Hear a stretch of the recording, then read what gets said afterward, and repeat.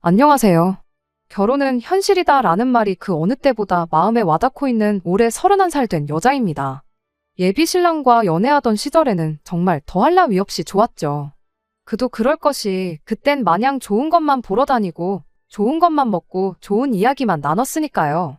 함께 좋은 시간을 보낸 만큼 결혼하고 나서도 똑같이 좋은 인생을 꾸려나갈 거라는 생각에 그렇게 결혼도 결정하게 되었던 거고요. 그런데 결혼 이야기 주고받으면서 싫은 소리도 하게 되고 또 듣기도 하고 앞으로의 결혼 생활을 준비하는 단계니만큼 그리고 결혼 생활에 있어서 가장 행복하다는 신혼 준비를 하는 것이니만큼 결혼 준비를 하는 것 또한 마냥 즐겁고 행복할 거라 생각했는데 그건 또 아니더라고요. 결혼 생활이라는 게 무조건 좋을 수만은 없는 것이다 보니 제가 참아야 하는 거라면 100번이고 참을 수 있다고 생각했어요. 하지만 무엇보다 연애하면서 전혀 눈치채지 못했던 예비 신랑의 본 모습을 보게 되면서 요 근래 생각이 많아졌습니다. 그래서 이렇게 사연 한번 보내보게 되었고요. 예비 신랑은 이름만 들어도 다 아는 좋은 대학 나왔고 회사도 규모 있는 회사 다니고 있습니다. 가끔 데이트하다가도 회사에서 일 때문에 연락이 오면 일과 관련된 이야기를 하는데 어려운 주제에 대해서도 거침없이 해결책을 제시하는 모습을 보면 대단하구나 싶기도 했어요. 그런 모습을 자주 봤다 보니 다른 건 몰라도 머리 하나만큼은 좋은 줄 알았는데 공부머리랑 일머리 그리고 삶의 지혜는 또 다른 이야기구나 싶습니다. 저 또한 직장 다니는 회사원입니다. 조건만 두고 본다면 예비 신랑에 비해서 조금 모자라긴 해요. 졸업한 학교 이름값도 그렇고 몸담고 있는 회사 명성도 그렇고 당연하겠지만 월급 또한 제가 조금 덜 벌고 있는 상황입니다. 결혼을 앞두고 모아놓은 돈은 조금이나마 제가 더 많았습니다. 하지만 그래봐야 1,000만 원 남짓한 근소한 차이였어요. 2년 연애하는 동안 예비 신랑이 데이트 비용으로 1,000만 원을 썼냐고 물으면 절대 그런 건 아니라고 대답하겠지만 그래도 예비 신랑이 남자라고 저보다 돈을 더 낸 게 있었으니 그 정도 차이를 가지고 결혼을 한 해 만에 고민할 건 아니라고 생각했습니다. 둘이서 모아놓은 돈이 그래도 합치면 1억 7천 정도 되기도 했고요. 어디 가서 돈 못 모았다고 할 만큼은 아니잖아요. 하지만 또 한편으로는 많은 돈이긴 하지만 결혼식 비용 5천 정도 잡고 이래저래 계산해보면 서울의 빌라 전세도 못 구할 만큼 보잘것없는 돈이기도 하지요. 사실 결혼 자체를 조금 서둘러서 정한 것도 없지 않아 있어요.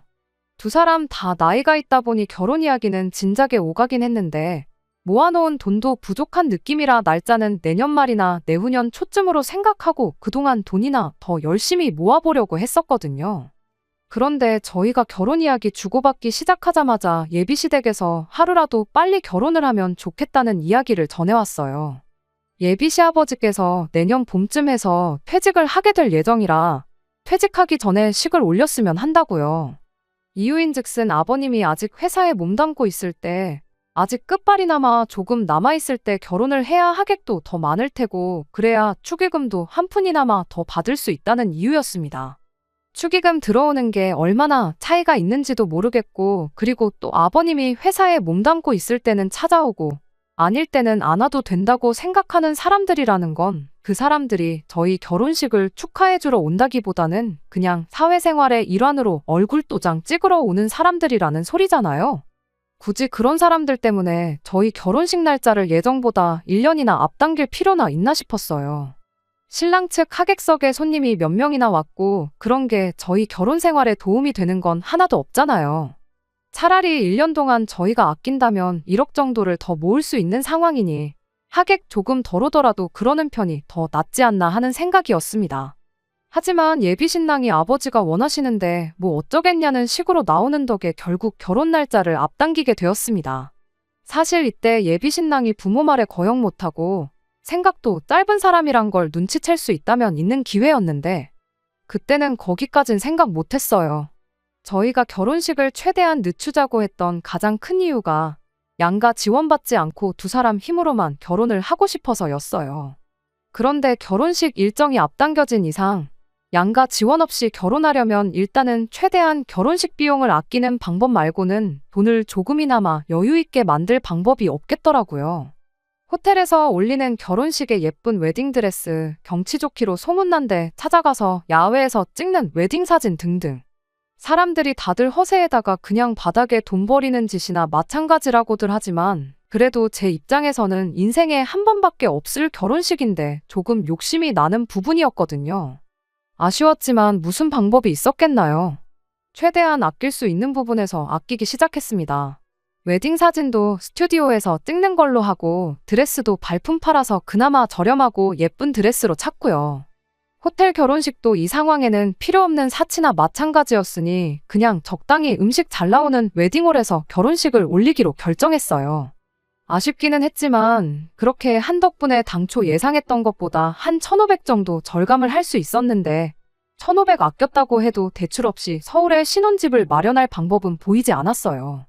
신혼집 말고는 거의 모든 준비가 끝난 상황이었고 없는 돈에나마나 그래도 어떻게든 좋은 집 한번 찾아보겠다고 틈만 나면 이 지역 저 지역 발품도 팔고 인터넷도 뒤져가면서 신혼집을 물색하기 시작했습니다. 그러다 알게 된 게 꼬마 아파트였어요. 투자 목적으로는 별로긴 하지만 요즘같이 1인 가구, 2인 가구가 대세인 상황에 사람들한테 선호도가 높은 편이라 내놓기만 하면 바로 나가는 거나 다름없다고 요즘 같은 불황에도 황금성 하나는 좋다고들 하는 이야기를 듣게 되었습니다. 집값도 몇 년 전에 비해 거품이 많이 빠진 상태라는 것도 매력적이었지요. 그렇게 작은 평수 아파트를 이래저래 알아보던 결과 마음에 드는 매물을 몇 개 찾을 수 있었어요. 10평 남짓한 작은 집에 지은 지도 오래된 아파트였지만 두 사람 사는 데는 아무 문제 없겠다 싶었고 나름 역세권인데다가 두 사람 다니는 회사랑 접근성도 그렇게 나쁘지 않은 편이었어요. 신혼집치고는 조금 작고 볼품없을지라도 일단 그 집에 신혼살림 차려서 살다가 돈을 차곡차곡 모아서 아이가 태어날 때쯤엔 더 큰 집으로 이사를 가면 되겠다 싶었습니다. 하지만 여전히 저희가 가진 돈으로는 2억 5천 정도가 부족한 상황이었습니다. 어차피 저희가 내년에 결혼을 했다고 하더라도 대출은 당연히 받아야 하는 상황이었기 때문에 신혼집은 이 집으로 하기로 정하고 대출을 알아보고 있었어요. 그러던 중에 예비 신랑이 좋은 소식이 있다면서 신이 나서 저한테 연락을 해왔어요. 무슨 일인가 했더니 예비시댁에서 선뜻 2억 5천을 지원해주겠다는 이야기를 해오더라고요. 애초에 부모님께 손 벌리는 게 싫어서 부담돼서 양가 지원은 없이 결혼하기로 했던 건데 하지만 반면에 또 돈을 지원받을 수 있다는 소리가 나오니 갑자기 알터니가 빠진 것 마냥 고민이 해결된 것 같고 그런 큰 돈을 선뜻 지원해주겠다는 예비시 부모님께 감사한 마음도 들었어요. 막상 예비시댁에서 큰 돈을 해주겠다고 나오는데 저희 집이라고 가만히 있을 수는 없었죠. 괜히 나중에 말이 나올 수도 있는 민감한 부분이기도 하니 해야 할 건 확실히 해야 한다고 저희 어머니께서 먼저 말씀하셨기도 하고요. 그래서 저희 집에서도 부랴부랴 현금에단 2천과 의뢰 예단이라고 하면 딸려오는 것들을 준비하기로 했습니다. 신혼집에 혼수를 채워주시겠다고 했는데 집이 10평짜리다 보니 딱히 이것저것 필요했던 상황이 아닌지라 냉장고에 세탁기, 침대랑 에어컨 등등 꼭 필요한 것만 넣으니 비용이 생각보다 적게 나와서 혼수를 포함해서 거기에 국산 준대형차 한 대를 뽑아주시기로 했습니다. 그렇게 저희 집에서 지원해주기로 했던 금액이 대충 돈으로 환산해보면 9천만 원 정도 됐어요. 저희 어머니께서 농담 삼아서 아주 딸 2번 시집 보내면 집이 거덜나겠다고 하시면서 2번은 못해주는 거니까 결혼하걸랑 싸우지 말고 꼭 행복하게 살라고 하셨습니다. 본의 아니게 양가에서 큰 지원을 받고 결혼하게 되었으니 예비신랑과는 이야기 끝에 양가에 매달 용돈으로나마 얼마씩 챙겨드리자고 이야기를 했습니다. 거기까지는 좋았는데 예비신랑이 먼저 저한테 묻더라고요. 그럼 용돈은 얼마 정도를 드리는 게 좋겠냐고요. 저희 두 사람 벌이가 그래도 저희들 또래에 비해서 낮은 편은 아니었어서 굳이 드린다면 통 크게 드릴 수도 있었어요. 하지만 당장 신혼집 문제가 해결되었다고 한들 거기는 그냥 다음 집으로 이사를 가기 위해 거쳐가는 집이지 평생 살 집이 아니었잖아요. 기분 내는 것도 좋지만 현실적으로 생각해보면 여전히 저희들은 돈을 많이 아껴 써야 했기에 달에 한 20만 원씩 드리면 되지 않겠냐고 했습니다. 사실 그것도 저는 많이 드리는 거라고 생각했어요. 10만 원씩 드리자니 그건 생색도 안 날 것 같기도 하고 오히려 그것도 용돈이라고 주는 거냐 기분 나빠하시지는 않을까 싶어서 그 2배인 20만 원으로 정한 거였습니다. 액수를 정하기 전에 제 주변에 결혼한 사람들한테 의견을 구해봤는데 무슨 매달 용돈을 챙기냐, 어버이날, 명절, 생신 이 정도만 챙겨도 충분하다는 의견이 대부분이었거든요. 사람 일이 앞으로 무슨 일이 생길지 모르는 건데 그렇게 들이다가 중간에 못 들이는 일이라도 생기게 되면 그때는 어떻게 할 거냐. 들이던 걸 끊을 수도 없고 그것도 문제 아니겠냐. 게다가 용돈이라는 게 평생 같은 액수만 드릴 수도 없는 노릇 아니냐. 시간이 지나면서 그것도 더 드려야 할 테고 지금부터 드리면 앞으로 30년은 드려야 하는 건데 매달 드리는 거 감당 가능하겠냐 등등 여러 의견과 조언을 받았었습니다. 그렇게 들은 조언을 토대로 나름의 결론을 내린 게 달에 20만 원이었어요. 별 볼 일 없는 액수처럼 보일지라도 매달 드리는 데다가 명절이나 생신 같은 특별한 날 따로 50만 원씩 챙겨드리면 양가 합쳐서 1000만 원씩 나가는 거고 그게 저희 상황에 할 수 있는 최대치라는 판단이었죠.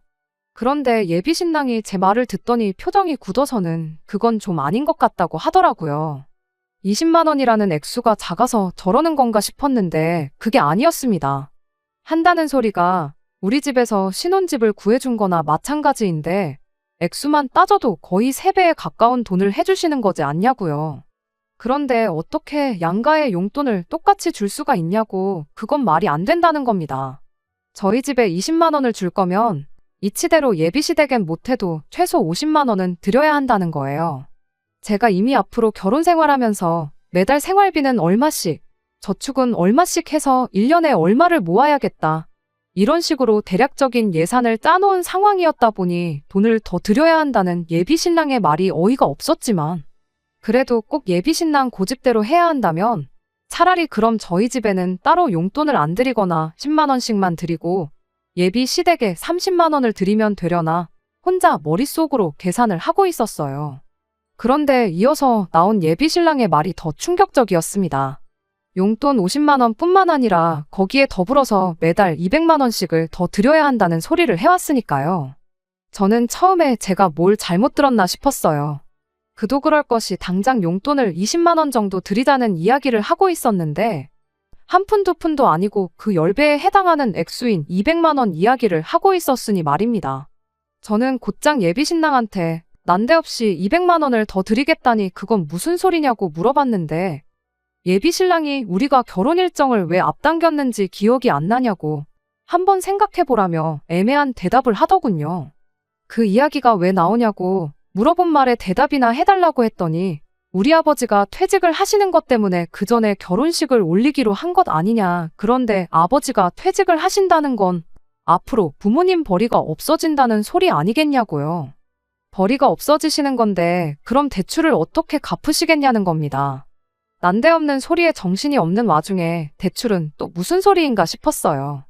지금 무슨 소리를 하고 있는 거냐고 벼랑간 대출 이야기는 또 왜 나오냐고 물었더니 알고 보니 예비시댁에서 해준다던 2억 5천이 예비 시부모님이 가지고 계신 돈에서 해주시는 게 아니었고 전액 새로 대출을 받아서 해준다는 거였답니다.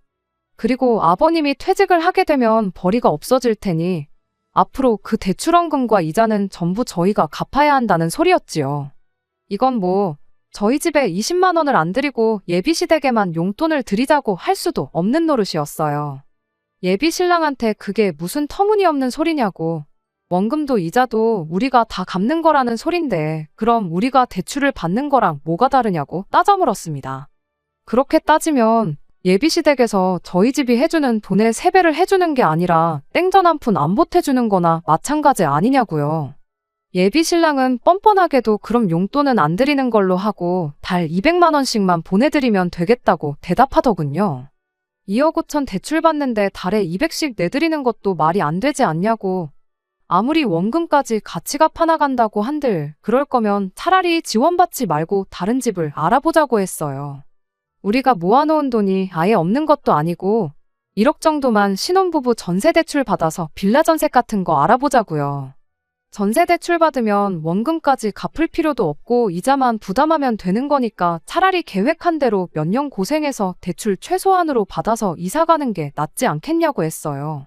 예비신랑은 대번에 그렇다고 해주기로 한 돈을 안 받냐. 그러면 우리 부모님이 얼마나 민망해 하시겠냐고 그건 생각 안 하냐고 따지더군요. 그리고 요즘 같은 시국에 무슨 빌라냐고 너는 뉴스도 안 보냐고 하면서 그러다 다른 사람들처럼 우리 돈 떼어먹히면 그건 네가 어떻게 책임질 거냐면서 책임질 수도 없는 소리를 그렇게 쉽게 하지 말랍니다. 굳이 꼭 빌라를 들어가자는 건 아니라고. 현재 우리 상황이나 형편 생각해서 그렇게 말한 거지. 조금 시간 들여서 찾아보면 더 좋은 조건으로 집을 구할 수도 있지 않겠냐고 한마디 해줬어요. 그리고 대출받는 부분에 대해서도 몇 년에 상환하시려는 계획인지는 모르겠지만 2억 5천 빌려서 매달 200씩 내는 게 정상적인 것 같지는 않아 보인다고도 했죠. 안 그래도 내가 알아보니 당장 우리 회사에서 1억까지는 이자 부담 거의 없이 대출해주는 제도가 있더라고. 굳이 더 비싼 이자로 돈을 빌려가며 신혼집을 구할 이유가 있냐? 모르긴 몰라도 당신 회사도 비슷한 제도가 있을 수도 있지 않겠냐고. 한번 그런 것도 생각해보고 회사에 물어보던가 알아보던가 해달라고 했어요. 당장 부모님 체면보다 우리 돈 얼마 아끼는 게 더 중요한 상황인 거 알고 있지 않느냐고. 신혼집 문제에 대해선 나도 다른 매물을 알아볼 테니 지금 결정하지 말더라도 다시 생각해보는 게 좋겠다고 강하게 저의 의견을 전했습니다. 예비 신랑도 제 말이 틀린 소리가 아니란 걸 알고는 있는 건지 아니면 무슨 수를 써도 논리로 저를 이길 수가 없다는 걸 깨달은 건지 한참 묵묵부답으로 일관하고 있다가 이미 양가 부모님이 개입한 상황에 그건 우리가 지금 정할 문제가 아니고 조금 시간을 두고 상의해볼 문제이니 며칠만 시간을 달라고 하더라고요. 그렇게 며칠째 예비 신랑 대답을 기다리고 있는 중에 오만 가지 생각이 오가기도 하고 거기서 오는 스트레스도 만만찮아서 다른 사람 이야기나마 한번 들어보고자 이렇게 사연을 적어보게 되었습니다. 애초에 돈을 지원해준다고 나왔을 때부터 그 방식이 문제였는데 거기서 한치의 의구심도 품지도 않고 부모님이 하라는 대로 하는 사람과 어떤 미래를 그릴 수 있을지 참 고민이 되네요. 그 와중에 예비시댁과 저희 집을 두고 돈 얼마 칼같이 계산해서 차별을 하겠다는 마음가짐도 솔직히 너무하다 싶기도 하고요. 부모님 용돈 문제로 조언을 구했던 지인들한테는 쪽팔려서 물어볼 수도 없는 노릇이에요. 내 남편 될 사람 세상 천하에 둘도 없는 바보멍청이다 광고하는 거나 마찬가지인 것 같아서요. 오늘처럼 결혼은 현실이라고 하는 말이 와닿는 날이 없었던 것 같아요. 결혼식 준비 다 끝내놓고 이런 생각을 하고 있는 제가 이기적인 것 같기도 하고요. 어떤 조언이든 감사히 받겠습니다. 제가 어떻게 하면 좋을지 알려주세요. 안녕하세요. 이렇게 3개월 만에 다시 찾아뵙게 되었습니다. 사실 파혼은 진작에 했어요. 이 이야기를 안 해드리는 것도 또한 예의가 아닌 것 같아 다시 글을 적어봅니다. 예단으로 보낼 이불 좀 같이 보러 가겠냐던 저희 어머니 말에 언제까지 이 사실을 숨길 수가 없겠다 싶어서 결국 부모님께 그 상황을 이야기하게 되었어요. 저희 어머니도 엄청 황당해 하시더라고요. 그래도 미리 알아서 얼마나 다행이냐고 하시면서 그럼 차라리 당신이 해주시기로 했던 예단이며 이런 거 다 없던 걸로 하고 조금 더 보태서 1억 5천을 해주시겠다고 말을 꺼내오셨어요. 저희 집에서 1억 5천을 도와주고 제가 회사에서 해주는 대출로 1억을 받아와서 그 돈으로 신혼집을 구하면 어떻겠냐고요. 혼수야 집이 좁아서 별로 채울 것도 없어 보이는데 예비사돈이 암만 내년에 퇴직을 한다고 한들 퇴직금도 있을 테고 당장 돈 1,000만 원은 못 해주겠냐고 일단 그렇게 하자고 한 번 말이라도 꺼내보라고 하시더라고요. 그리고 용돈 같은 거 필요 없다고 그런 거 저도 모아놓았다가 고스란히 돌려줄 거니까 그냥 처음부터 주지 말라고 하셨습니다. 사실 저희 어머니가 그렇게 나왔을 때 어떻게든 이 결혼을 하겠다는 게 아니라 진작에 파혼을 했어야 하는 거였는데 무슨 좋은 꼴을 보겠다고 예비 신랑을 만나 좋은 소식이랍시고 이 이야기를 전해줬는지 모르겠네요. 상식적으로 생각해보면 누가 들어도 훨씬 더 좋은 조건이 되었는데 예비 신랑은 그 제안을 썩 내켜하지 않는 분위기였어요. 이유는 말을 안 해줬지만 대충 봐도 저희 집에서 돈을 더 해주는 만큼 결혼 생활에 있어서 주도권을 빼앗기지는 않을까 그런 생각을 갖고 있는 것처럼 보이더라고요. 그리고 그 생각은 예비 신랑뿐만 아니라 예비 시어머니도 똑같은 생각이었습니다. 그날 이후 며칠 지나서 예비 시어머니도 함께해서 이 상황에 대해서 한번 허심탄회하게 이야기해보고자 셋이서 만나는 자리를 만들었거든요. 안부라든지 심심한 근황 이야기 할 것도 없이 예비 시어머니가 저한테 대뜸 먼저 말을 꺼내더라고요. 아들한테 이야기는 다 듣고 왔는데 당신은 그렇게는 못하겠다고요. 아무리 생각해도 경제적으로 보나 지금 상황으로 보나 이 방법보다 더 좋은 방법이 없는데 왜 자꾸 갚지도 못할 능력밖에 대출을 받아서 억지로 결혼을 시키려는 거냐 하고 대놓고 물어봤어요. 그랬더니 예비 시어머니가 하는 소리가 아무리 시대가 변했다고 해도 집은 남자 쪽에서 해오는 게 맞지 않느냐고 말을 하더라고요. 저희 집에서 해오는 돈 반도 안 되게 해오는 아들이 앞으로 결혼하고 나서 보고 살 처가 눈치를 생각하면 자다가도 눈이 번떡번떡 뜨인답니다. 돈 얼마 더 해줬다고 저희 부모님이 내 남편 될 사람한테 눈치 주실 분도 아닌데 상견례 때 딱 한 번 만난 걸 가지고 그렇게 생각하는 것부터 어이가 없었어요. 차라리 갚을 능력도 안 되는 대출 받아서 신혼집 해줬다는 이유로 우리한테 달마다 200만 원씩 뜯어가는 걸로 눈치를 주면 주셨지 절대 그런 분들 아니시라고 대답했죠. 지금이 조선시대도 아니고 신혼집 안 해왔다고 처가에서 아직도 눈치 주는 집이 있기는 한가 싶었습니다. 어차피 받을 대출이면 이자 부담 조금이라도 덜한 게 낫지 않냐는 말도 통하지 않았습니다. 그러면서 자꾸 조선시대 마인드를 강요를 하시길래 저도 그때 그냥 이 결혼은 포기하는 게 낫겠구나 싶었어요. 소 귀에다가 경을 읽어도 이것보단 이해를 잘하지 않겠나 싶었거든요. 그래서 알겠다고 알아서 하시라고 그랬습니다. 2024년에 와서 조선시대 마인드를 강요하시는데 저도 똑같이 조선시대 마인드로 나가야겠다고 집은 어머님께서 해주시는 걸로 알고 있겠다고 대답했죠. 하지만 대출은 2억 5천만 받는 게 아니라 좀 더 알아보셔야 될 것 같다고 했어요. 조선시대에 며느리가 집해 가는 거 본 적 있으시냐고. 그러니 저도 신혼집에 내 돈이며 저희 부모님 돈까지 한 푼도 드릴 생각 없다고요. 해오는 집이 또 기둥 몇 칸짜리 되는 대감님 저택도 아니고 고장 10평짜리 아파트이지 않느냐고. 콩할 만한 집인데 지참금으로 뭐 대단한 거 필요하시겠냐고. 그래도 빈손으로 갈 수는 없는 노릇이니 지참금으로나마 이불 몇 채랑 혼수 정도는 제가 채우는 걸로 하겠다고 했습니다. 그리고 집대출금 또한 내가 버는 돈으로 갚을 생각 없으니 그 부분에 대해서는 아드님과 잘 상의하시라고 했습니다. 아, 조선시대 마인드시니까 제가 밖에 나가서 돈 벌어오는 것도 싫지 않으시냐고. 원한다면 직장도 그만두고 남편 외벌이 시켜서 벌어다주는 돈으로 먹고 살아야겠다고도 했네요. 저는 10평짜리 집에서 뼈 빠지게 집안일 하면서 남편 내조하는 데만 힘을 쏟으면 되는 거 아니겠냐고요. 바깥 양반이 벌어다주는 돈으로 먹고 살고 할 텐데 저희 집에서 사위한테 고마워하면 고마워해야지 눈치 줄 일 없을 테니 좋은 거 아니겠냐고. 혹시나 시댁에도 남편한테 내조하듯이 충성하는 그런 며느리를 원하신다면 서울 구석탱이에 지은 지 30년도 넘은 쥐똥만한 10평짜리 집이 아니라 강남의 신축으로 평수 넓은 좋은 집으로 구해달라고 했습니다. 그렇게 하면 찍소리도 안 하고 남편 처가에 눈치 보고 살 일도 없게 만들고 하늘 같은 남편한테 말대꾸 한마디 안 하고 받들어 모시고 살겠다고. 앞으로 제 남은 평생을 출가외인으로 시댁에 충성하며 나가 죽으라고 하시면 보는 앞에서 죽는 신용도 해드릴 수 있다고요. 그렇게 한마디 했더니 예비 시어머니가 얼굴이 시뻘개져서는 지금 이게 뭐 하자는 짓이냐고 역정을 내더라고요. 저야말로 이게 지금 뭐 하자는 거냐고 묻고 싶다고.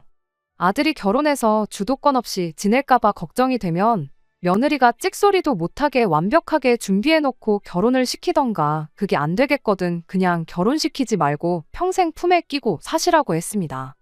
저도 저 사람한테 억지로 나랑 결혼해달라고 붙잡을 생각 없다고요. 해줄 생각도 없었겠지만 어차피 그렇게 못 해줄 걸 알았기 때문에 다시 한번 똑같은 말 한 번 더 해줬어요. 아들 결혼시켜서 처가 눈치 안 보고 며느리가 시댁에 충성하길 원하신다면 그에 걸맞는 걸 준비하시라고요. 강남에 위치한 신축 아파트 그거 해주면 나도 지참금으로 부르는 대로 가져오겠다고. 아니면 나도 그렇겐 결혼 못하겠으니 그리 아시라 말하고 자리에서 일어났습니다. 드라마 보면 마시던 음료수도 얼굴에 끼얹고 하던데 그렇게까진 못하겠고 제가 하고 싶은 말 한 것만 해도 자랑스럽고 제 속 하나만큼은 다 시원했네요. 긴장이 풀려서 그런가 속이 후련해져서 그런가 저러고 밖을 뛰쳐나와 걸어가고 있는데 몸이 막 떨리더라고요. 그러던 와중에 예비 신랑이 저를 쫓아나와서 저를 붙잡더니 너 이렇게 계산적인 여자였냐 하면서 실망스럽다나 어쩐다나 뭐라 하더라고요. 사실 이 상황에 제일 실망스러운 건 예비 신랑이었지요.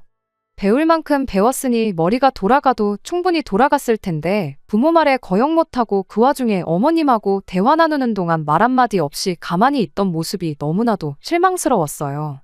예비 신랑한테 계산기 먼저 두들긴 게 누군데 지금 나한테 계산적이라는 소리를 하고 있냐고. 당장 다시 돌아가서 엄마 그렇게 계산적인 사람이었냐고 따져 물으라고. 그래도 지금 상황이 이해가 안 된다면 엄마 손 붙잡고 집에 가서 한번 곰곰이 생각해보라 말하고 헤어지고 집에 왔네요. 집에 와서 이 이야기를 어머니께 전하니 다른 말보다 저한테 정말 잘했다고 한마디 해주셨어요. 딸 자식 돈 얼마 때문에 파혼시키고 싶지 않아서 일단 돈 문제부터 어떻게든 해주고 결혼부터 시키려고 하셨던 건데 그 돈 마련하는 게 힘든 것도 아니고 못할 것도 없는 일이지만 무엇보다 그런 집에 저를 시집 보내는 게 그때부터 내키지는 않으셨다고 하시면서요. 마시고 있던 음료수 그 옆편네 얼굴에는 못 끼얹더라도 네 남자친구 얼굴에다가는 시원하게 한번 뿌려주지 그랬냐고 그것만큼은 아쉽다고 하시면서 복잡한 제 마음도 달래주셨고요. 그렇게 결혼은 없었던 일이 되고 결국 파혼하게 되었습니다. 그나마 예비 신랑이 어떻게든 저랑 잘해보겠다고 찾아와 용서를 빌고 애시당초 계획했던 대로 두 사람 힘으로만 헤쳐나가보자고 한마디 해줬다면 지난 일은 모두 잊고 다시 생각해볼 용의도 눈꼽만치 남아 있었어요. 그런데 뭐 예비 신랑의 인생에 있어서 법이나 마찬가지인 부모님 눈밖에 났는데 부모님 무서워서 제 앞에 다시 찾아올 용기도 없었는지 코빼기를 비추기는커녕 연락도 한 통 없더라고요. 처음엔 안타까운 기분도 있었는데 며칠 지나니까 이렇게 깔끔하게 헤어진 게 어디인가 싶고 다행이구나 싶었습니다. 사람이 공부 잘해서 좋은 대학 나오고 좋은 회사 다닌다고 무조건 그 사람이 다 똑똑한 것만은 아닌 것 같아요. 예비 신랑이었던 그 사람이 조금이나마 생각머리라는 게 있었다면 애초에 집에서 대출을 대신 받아줄 테니 갚는 건 니들이 해라는 말에 거절부터 했을 거 아니겠나요? 제 나이도 31이다 보니 이제 새로운 사람 만나서 연애하고 결혼을 이야기하고 그러는 게 엄두가 안 나긴 하지만 이렇게 된 게 차라리 잘 됐구나 싶어요. 부모 말에 거역도 못하고 부모 말이 무조건 정답이라고 생각하는 남편을 갖는 것보다 내 남은 평생을 시월드에서 시달리는 것보다야 깔끔하게 시작도 하기 전에 파혼하는 게 100번 낫잖아요. 먼저 적어보냈던 제 사연에 댓글 달아주시고 저를 응원해주신 분들께 그리고 정신 차리라고 독하게 한마디 해주신 모든 분들께 감사하다는 말을 전해드리고 싶네요. 끝까지 들어주셔서 감사합니다. 오늘의 사연은 여기까지입니다. 구독과 좋아요, 알람 설정 부탁드리고 더 좋은 사연으로 다시 찾아뵙겠습니다. 감사합니다.